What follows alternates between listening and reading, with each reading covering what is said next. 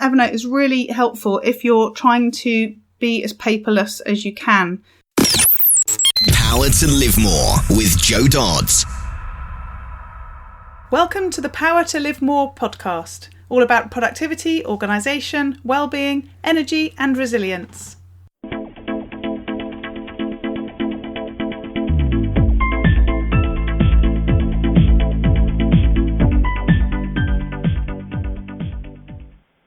Welcome to the Power to Live More in-between show.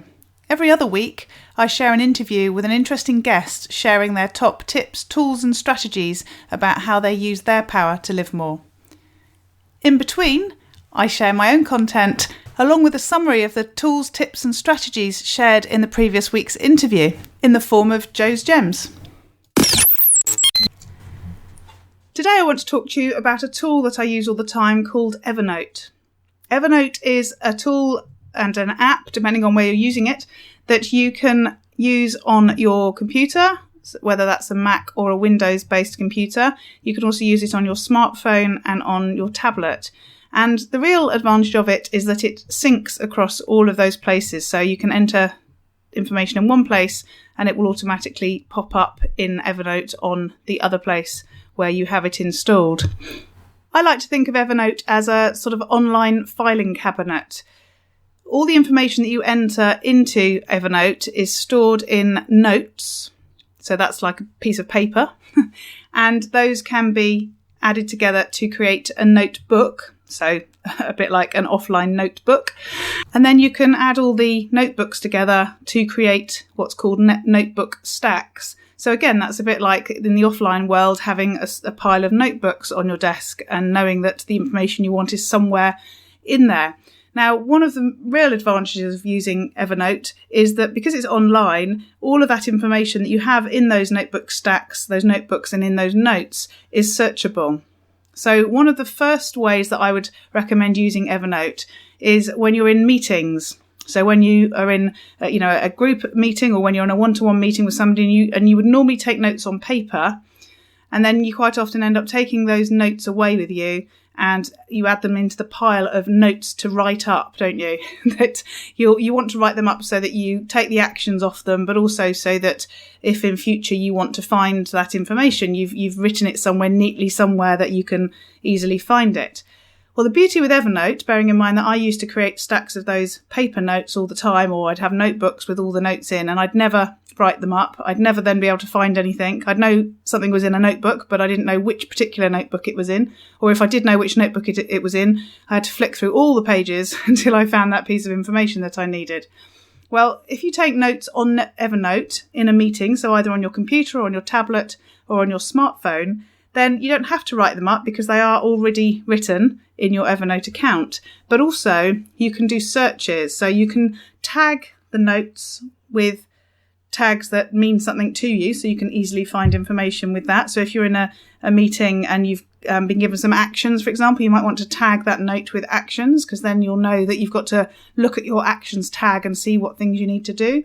Or it might be that if this particular meeting has a number of different topics being discussed, that you might want to tag your notes with some of those key headings. So, for example, I'm the secretary of our local choral society. If we have a meeting and I take notes in Evernote, I might want to tag the notes with a concert that we're going to be holding because we've discussed it as part of that meeting. And if I'm trying to do stuff to do with just that particular concert, I might want to look at all the notes that relate to that tag. Or it might be that I tag it with a piece of music, or I might tag it with somebody's name, or I might tag it as minutes that I need to action something from. And then I might take the tag off and put another tag on, which is actions completed, so that I can use it as a sort of process format. So I can use Evernote to help me to get that stuff done. So once you've made your notes in Evernote, they're very searchable, and as I say, you don't have to write them up. So that's perhaps a good way to start using Evernote and start to save information into the platform. But there are loads of other things that you can save in your notes. So firstly, obviously, that's the written information that I've just talked about. But you can save audio into straight into Evernote. You can attach it as an MP3, but also if you're on your smartphone, you can actually record directly into Evernote. You can record into Evernote and it will write what you've recorded, transcribe it as you're saying it. So if you like to perhaps do some writing, some blogging by actually recording audio and getting it transcribed, you could actually use Evernote to do that for you. There's a web clipper that you can put onto your browser, which means that when you're on any website that you want to save information from, you can use that clipper to clip that information directly into your Evernote account. And that can be the whole web page. It could just be a bookmark to it. It could be just the article all cleaned up without any of the advertising around it. It just is entirely up to you. When you use the web clipper, it gives you the different options and you just choose the one that you want to use to save that information. You can attach PDFs, you can attach slideshows, you can attach images, you can create checklists in Evernote. So it's got a little checkbox and you can add those in next to actions that you're going to take. And then when you've taken them, you can actually tick them off. And you can set reminders on notes as well. So that'll pop up and remind you of things that you need to do. So how do people use Evernote? Well, you can use it for any scenario, be it professional or personal. So, if you're thinking personally, then you could use it to clip recipes that you want to keep, which is what I do. I have about 600 recipes in my Evernote account, which are accessible on the tablet that's in the kitchen, which means when it's time to cook dinner, we can all access those recipes. And I actually scan recipes from cookery books into Evernote so that I don't have to then go and find the books on other occasions when I'm not using a recipe that's already on Evernote. So once I do find something in a book, I will also scan it and put it into the recipe section of Evernote. But if you're a writer, if you paint, if you draw, if you do interior design, if you create music, there's lots of ways that you can use the tool to help you with any of those projects. And when you say project, Evernote can be a really good way of managing a project. So you can use it to record resources, who's involved, what costs for the project. You can put checklists in there, deadlines. You can put pictures in of different ideas and things that you're using for whatever that project might be. And then you can actually collaborate using Evernote. So you can create a note, you can put whatever information into it, and then you can share it with an individual or a group of individuals to enable them to see that information and also to amend that information and collaborate with you on it. Some people just use it for general record keeping. You could do things like take pictures of things that you have covered in your insurance and receipts and things so that if you ever need to make an insurance claim, you've got that information at your fingertips. Some people use it for writing a to-do list or for shopping lists or just general planning to get things done. So there's lots of ways that you can use Evernote. And if you have a business, a small to medium-sized business, then there is an actual business version of Evernote that can be used to enable your whole team to collaborate around projects and also to use as a repository for content that everybody needs to see. So if you're a small business and you have things like company handbooks or policies that you need everybody else to see, you can publish that information in your Evernote account for your business and give everybody access to that information. You can also set up notebooks that are only accessible to certain teams and certain groups of people, depending on how you manage projects within your organisation. And finally, I think Evernote is really helpful if you're trying to be as paperless as you can. As I said already, you can scan things and put them into your Evernote, as well as typing in, writing and saving things like audio and images and that sort of thing. So if you've got documents that you need to keep and you don't want to keep them as paper in your filing cabinet, you can scan it and add it into a notebook on your Evernote account and in effect keep that information in your virtual filing cabinet on your Evernote account.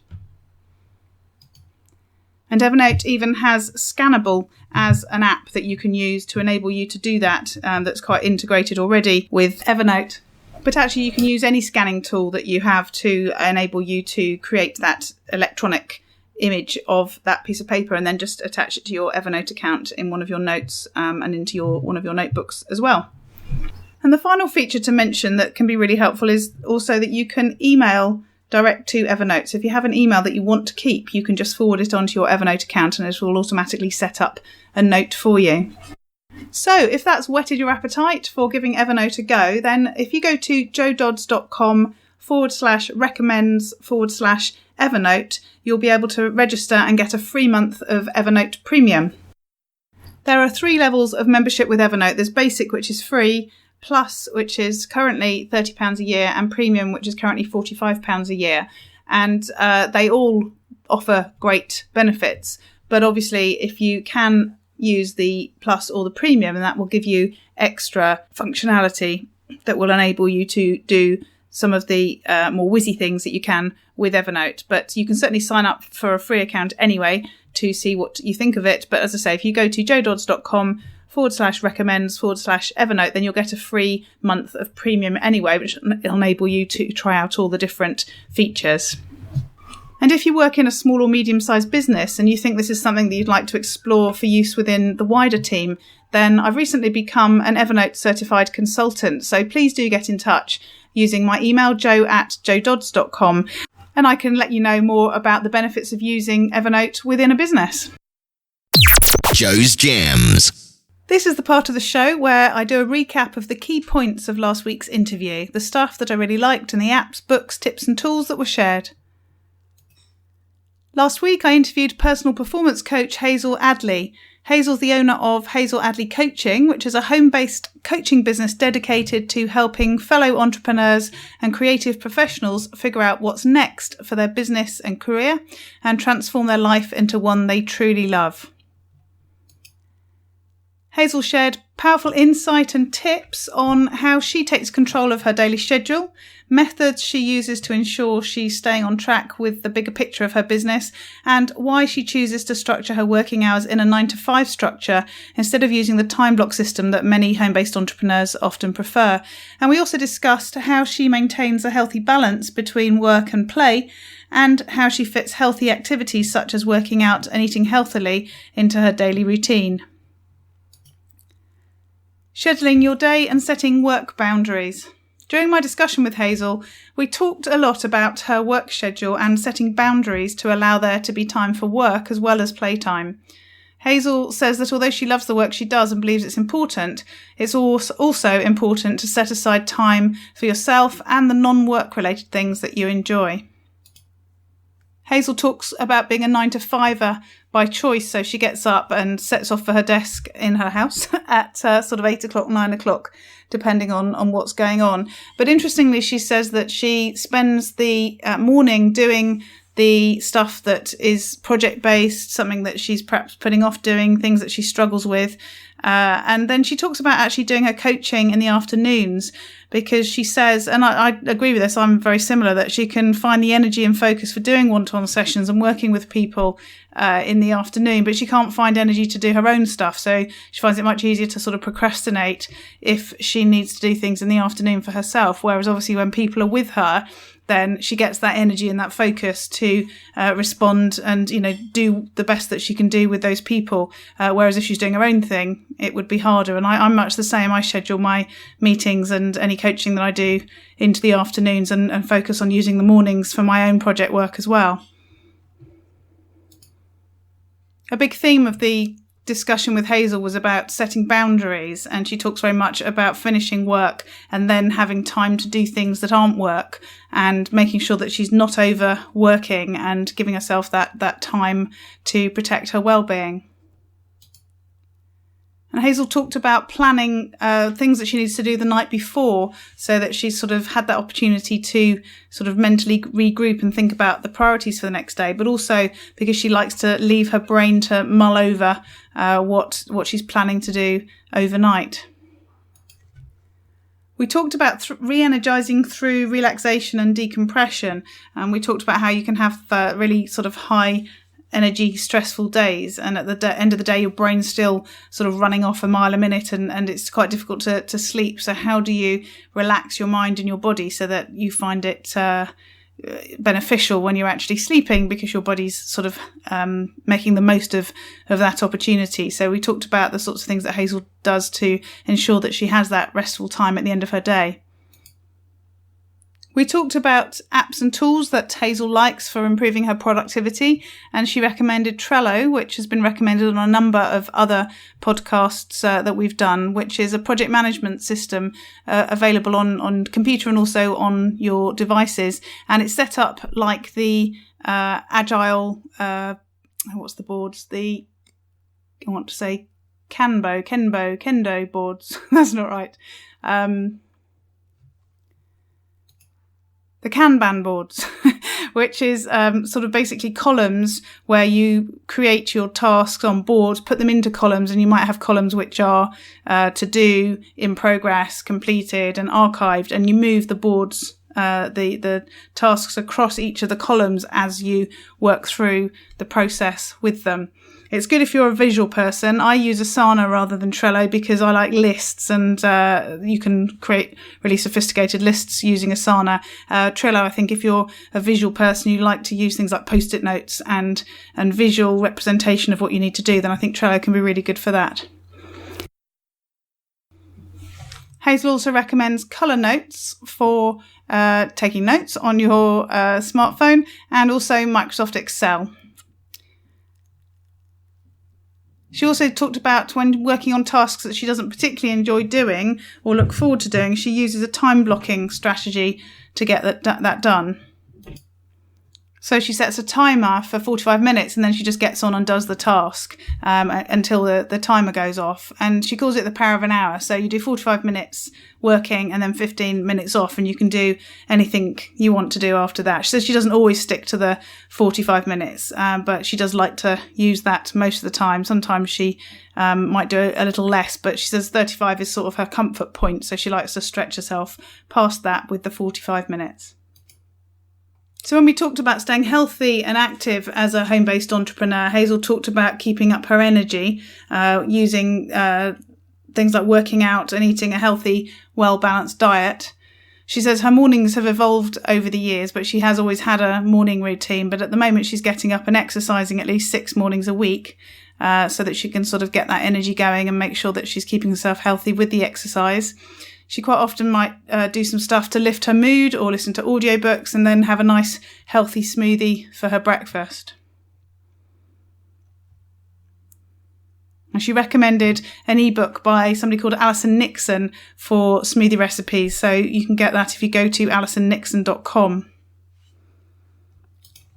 She also recommended the book The Miracle Morning by Hal Elrod, and also talked about doing HIIT training. So that's the high intensity training. So she does that every other day, and then she does other body work on the other days as well. She says her energy's increased a lot. Even just doing 10 minutes a day of light exercise increases her energy. We spent a fair amount of time talking about self-improvement and educating ourselves and how important that is for staying ahead. And Hazel recommended quite a lot of resources for that. She talked about the energy alignment method with Yvette Taylor, which is something that she's recently qualified in. She's one of only a few practitioners of the energy alignment method in the world. We talked about TED Talks, a couple of books, The Power of Now by Eckhart Tolle and The Miracle Morning by Hal Elrod. And then we also talked about watching Abraham Hicks on YouTube. When we talked about what we do and what Hazel does when things don't go right, it was quite an interesting conversation where she talked about how she tries to detach her emotions when those sorts of things happen. So she sort of might be angry or annoyed briefly because she's human, as she says, but she quite quickly realises that the emotion isn't necessary and it's not serving her and it doesn't make things resolve any quicker. So instead of getting emotional, she tends to sort of kick straight into what do I need to do? What are my options? What are the next steps to resolve whatever that situation is? And she says she has done a lot of personal development work over the years to reach that stage, and she says she's not perfect at it and sometimes she does get that anger and so on, but quite often she's able to sort of sidestep that and detach herself from the emotion of that situation. And then she talked about EAM, the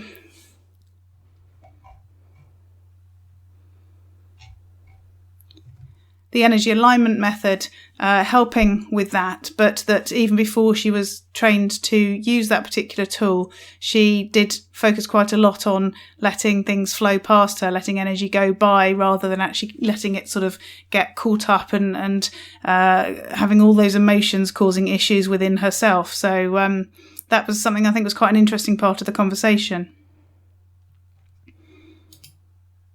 So to recap on what we discussed in the interview, so some of the key points were about knowing the time of day that you work best to help you structure your tasks and projects better to allow you to get more done with less stress.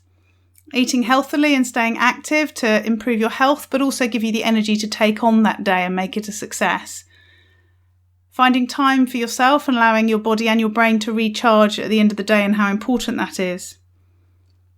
We talked about using systems and processes and tools to help keep your motivation and your productivity up to get you able to do more in the same amount of time. And then we talked about how important emotions are and how important it is to recognise those emotions, but how it's just as important to understand that if they don't serve your overall goals, if you let them control you. So to learn how to detach your emotions can really help with your productivity and the way that you work. To find out more about Hazel and to connect with her, you can go to her website, which is hazeladleycoaching.com, and that's Hazel and Adley, Addley, hazeladleycoaching.com. You can find her on Twitter, and that's at Hazel Adley Coach, as in COAC, without the H at the end for coach, because they don't let you have enough characters for that. So it's Hazel Adley Coach. And you can find her on Facebook under Hazel Adley Coaching. All this information is available in the show notes on the website, powertolivemore.com / in this case 30. The website is the place to go if you want to find out how I can help you to improve your productivity, organisation, well-being, energy and resilience, your power to live more, and that's do more of what you want to do.